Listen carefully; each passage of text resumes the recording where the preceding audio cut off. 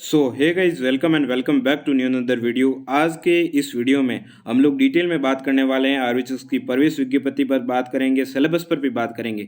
लेकिन उससे पहले आप सभी का नर्सिंग फैमिली चैनल पर बहुत बहुत स्वागत है और आप सभी लोगों को बधाई भी देना चाहूँगा कि इस बार आरवीएचएस ने अपना खुद का एंट्रेंस एग्जाम कंडक्ट करवा रही है आरवीएचएस, और होपफुली कि वो आगे आने वाले एग्जाम्स भी खुद ही कंडक्ट करवाए, तो स्टूडेंट्स को ज़्यादा मौका मिलेगा, ज़्यादा स्टूडेंट्स है वो पार्टिसिपेट कर पाएंगे, ऐसे कोर्सेज में एडमिशन है वो ले पाएंगे। अब आपके एक गवर्नमेंट सीट सिक्योर करने का एक शानदार मौका आपको दिया है आरवीएचएस ने। सबसे पहले मैं प्रवेश विज्ञप्ति पर बात करूंगा, फिर सिलेबस पर भी बात करूंगा और फिर कुछ पॉइंट होंगे उस पर भी हम लोग बात करने वाले हैं। तो चलिए वीडियो को शुरू करते हैं। सबसे पहले हम लोग प्रवेश विज्ञप्ति को देख लेते हैं। दैनिक भास्कर पर ये जो आपकी प्रवेश विज्ञप्ति है वो आरवीएचएस ने डलवाई है। आप लोग देख सकते हैं किन किन कोर्सेज के लिए ये जो प्रवेश विज्ञप्ति है वो है। आपके सबसे पहले तो बीएससी नर्सिंग के लिए है, बीपीटी के लिए है और आपके डी फार्मा के लिए भी है। अब एडमिशन कब से स्टार्ट हो रहे हैं इसको मैं ब्रीफली जल्दी ख़त्म करता हूँ। तो एडमिशन है वो आपके, मैं अपने आप को साइड में कर लेता हूँ। एडमिशन है वो आपके फॉर्म फिलिंग डेट है वो 1 अप्रैल से स्टार्ट हो रहे हैं, तो आप सभी को तैयार हो जाना है। फॉर्म आपको जल्दी से फिल कर देना है। लास्ट डेट आपकी रहने वाली है 21 अप्रैल, आपकी लास्ट डेट रहने वाली है। और आपका एडिट जो करेक्शन का ऑप्शन है वो भी आप देख सकते हैं 29 अप्रैल से 1 मई तक आपकी है वो करेक्शन की डेट रहने वाली है। फिर आपके एडमिट कार्ड डाउनलोड कब होंगे, तो आपके एडमिट कार्ड डाउनलोड होंगे 15 मई को। और आपका एग्ज़ाम भी अब जल्दी होने वाला है, आपको जल्दी से तैयारी पर लग जाना चाहिए। एंट्रेंस एग्ज़ाम कब होगा, तो 21 मई को। अब आपके पास मोटे मोटे तौर पर 2 मंथ है, 2 महीने में आप लोग अच्छा खासा स्कोर कर सकते हैं और आरवीएचएस की सीट सिक्योर कर सकते हैं। हम आपको डिटेल में बताने वाले हैं आगे आने वाले वीडियोस में कि आपको कैसे आरवीएचएस के इस सेमेस्टर आरवीएचएस के इस एंट्रेंस एग्जाम की तैयारी करनी है, क्योंकि अभी मैं स्टडी कर रहा हूँ तो सेमेस्टर का ज़्यादा जिक्र हो रहा है। तो आपको आरवीएचएस के इस एंट्रेंस एग्जाम की कैसे तैयारी करनी है इस पर हम लोग डिटेल में बात करने वाले हैं और आपके लिए डिटेल में सारी चीज़ें हैं। इस बार हम स्टडी मटेरियल भी आपको प्रोवाइड करने वाले हैं।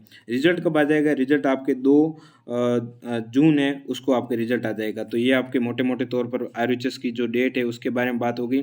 बाकी ज़्यादा कुछ डिटेल में नहीं, कुछ पोस्ट ग्रेजुएट की भी बात की गई है, लेकिन हमारा वो कंटेंट है नहीं। हम सिर्फ आरवीएचएस के जो बीएससी नर्सिंग कैंडिडेट है उसके लिए बात करते हैं। अब चलते हैं हम सीधा सिलेबस पर।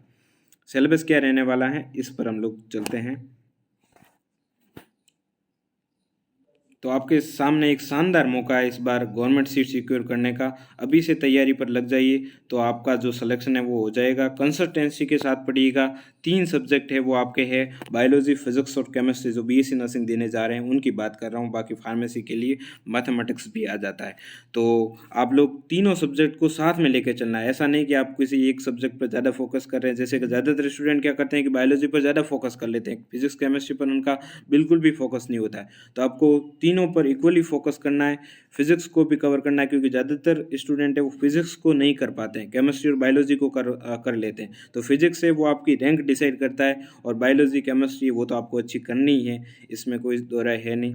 अब हम लोग चलते हैं नेक्स्ट, क्या सिलेबस रहने वाला है। 12th का इस बार आपके सिलेबस रहने वाला है, जो आरवीएचएस का हर साल रहता है।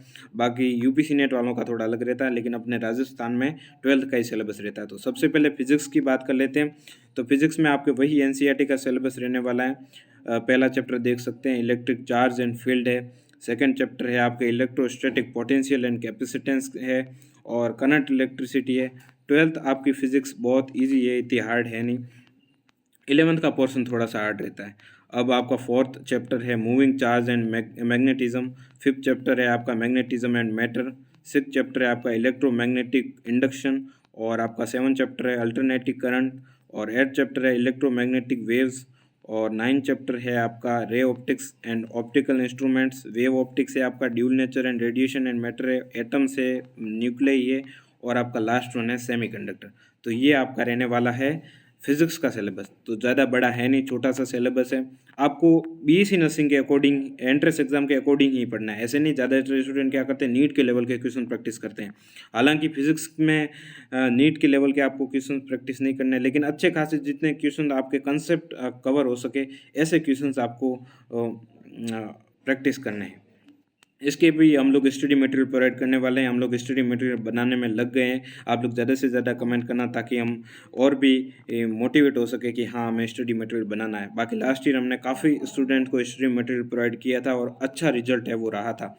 केमिस्ट्री की अगर मैं बात करूँ और आपको कैसे करना है इस पर अगर मैं बात करूँ, तो इसके लिए हम लोग प्रत्येक सब्जेक्ट का वो डिटेल वीडियो आपको अलग से प्रोवाइड करेंगे। लेकिन इसके साथ साथ आपको एक बार यहाँ बता देता हूँ, आपको क्लासेस लेनी है और फिर एमसीक्यू ज़्यादा से ज़्यादा प्रैक्टिस करनी है, क्योंकि ज़्यादातर स्टूडेंट क्या करेंगे, एमसीक्यू प्रैक्टिस नहीं करें। जैसे पहला चैप्टर हो गया, फिर आप लोग एमसीक्यू प्रैक्टिस करो और ज़्यादा से ज़्यादा ऐसा करो कि यूट्यूब पे जितने भी वीडियोस पड़े हैं फर्स्ट चैप्टर के, तो आप लोग उससे जितना जब जब तक सेम एमसीक्यू रिपीट ना होने लग जाए तब तक आप लोग करते ही रहो, तो तब जाके आपका है वो कंसेप्ट है वो ज़्यादा से ज़्यादा क्लियर होंगे। बाकी रटने से काम नहीं चलेगा, फिजिक्स समझने का सब्जेक्ट है, तो आप लोग अच्छा कर पाओगे। अब हम लोग नेक्स्ट चलते हैं। बेसिक आप लोग अच्छा कर लेना, क्योंकि जब बेसिक नहीं होगा तब आप फिजिक्स में आगे बढ़ ही नहीं सकते। थोड़ा बेसिक कवर कर लेना, फिर आप लोग आगे बढ़ना। केमिस्ट्री की अगर मैं बात करूँ, तो केमिस्ट्री में भी आपका केमिस्ट्री बहुत स्कोरिंग सब्जेक्ट है, क्योंकि केमिस्ट्री का सिलेबस बहुत छोटा है। हमारे टाइम बहुत ज़्यादा लेंदी हुआ करता था। जैसे पहला चैप्टर सॉल्यूशन है, इलेक्ट्रोकेमिस्ट्री है, इनमें से बहुत प्रेडिक्टेबल क्वेश्चंस आते हैं। आप लोगों को मैं बताना चाहूँगा, सॉल्यूशन चैप्टर से सीधा आपके न्यूमेरिकल पूछ सकते हैं और कुछ एग्जाम्पल वगैरह पूछ सकते हैं, तो बहुत ईजी है और बहुत स्कोरिंग जो सब्जेक्ट है वो केमिस्ट्री है इस बार। मैं बायोलॉजी से भी ज़्यादा स्कोरिंग सब्जेक्ट इस बार केमिस्ट्री को बताना चाहूँगा। इलेक्ट्रोकेमिस्ट्री है, केमिकल काइनेटिक्स है, D and F block elements है, देन पी ब्लॉक भी नहीं है आपकी। हमारे टाइम पी ब्लॉक बहुत लंबा एक चैप्टर हुआ करता था। कोऑर्डिनेशन कंपाउंड है आपके, और हेलो एल्केन हेलो एरिन है, alcohol phenol ether, aldehyde ketone carboxylic acid, amine है, और देन लास्ट वन बायोमोलिकुल्स। बहुत छोटा सा सिलेबस है। यदि आपने ये कर लिया ना, तो आप बहुत अच्छा स्कोर कर जाओगे और गवर्नमेंट सीट सिक्योर कर लोगे, एसएमएस भी सिक्योर कर सकते हो। अब मैं बात करना चाहूँगा बायोलॉजी का सिलेबस। तो बायोलॉजी तो हलवा रहती है सभी के लिए, हालांकि बायोलॉजी पे ध्यान देना है। एनसीईआरटी की जो लाइनें हैं वो उनको घोल के पी जाना है।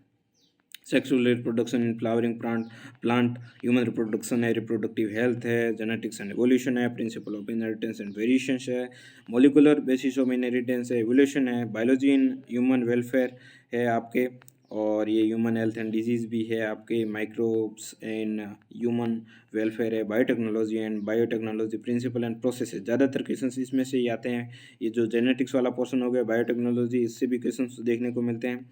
वैसे आरएचएस का ऐसा है कि सभी जो सब्जेक्ट है उनको वो साथ में लेकर चलती है, तो सभी चैप्टर आपके लिए इक्वली इंपॉर्टेंट है और सभी से क्वेश्चन है वो पूछे जा सकते हैं। तो आपको सभी सब्जेक्ट के सभी चैप्टर पर इक्वली फोकस करना है। बाकी जो ज़्यादा स्कोरिंग है उस पर थोड़ा ज़्यादा फोकस कर सकते हैं, और ये सारी चीज़ें आपके रहने वाली हैं। तो अभी से तैयारी करनी स्टार्ट कर दीजिए। बाकी हमारे लिए क्या आज्ञा है, आप लोग जो कमेंट करेंगे उस पर हम लोग वीडियोस प्रोवाइड करेंगे। बाकी एक स्कोप पर मैं वीडियो प्रोवाइड करूंगा, क्योंकि ज़्यादातर स्टूडेंट हैं वो सोच रहे हैं कि हमें नर्सिंग में आना भी चाहिए या नहीं आना चाहिए, फार्मेसी में या फिर बीपीटी में कहाँ जाना चाहिए, तो इस पर भी हम लोग एक वीडियो प्रोवाइड करेंगे। वैसे हमने लास्ट बार एक वीडियो बनाया था, आप लोग सर्च करोगे पैरामेडिकल वर्सेस बीएससी नर्सिंग, तो आपको एक वीडियो मिल जाएगा, नर्सिंग फैमिली आप लोग आगे लिखना, तो आपको कंपेरिजन वीडियो मिल जाएगा। सबसे अच्छा कंपेरिजन हम ही करते हैं, सबसे अच्छा स्टडी मटेरियल भी हम ही प्रोवाइड करते हैं, क्योंकि मैं उस फेज से गुजर चुका हूँ। आप अभी जहाँ से बिलोंग करते हो मैं भी वहीं से बिलोंग करता हूँ। मैंने भी फिर सिलेक्शन लिया और अभी मैं बीएससी नर्सिंग में जिकोन बाड़मेर का स्टूडेंट हूँ। वहाँ से अभी मेरी बीएससी नर्सिंग वो चल रही है और अब जल्द ही पूरी होने वाली है, थोड़ा सा ही टाइम बचा है। अब हम आप लोगों को गाइड करेंगे इस चैनल पर। 2 महीने आप लोग इस चैनल से जुड़ जाइए, आपका सिलेक्शन है वो करवाने की गारंटी हमारी रहेगी। So guys, thanks for watching, please do the subscribe button, press the bell icon for the notifications. Thank you.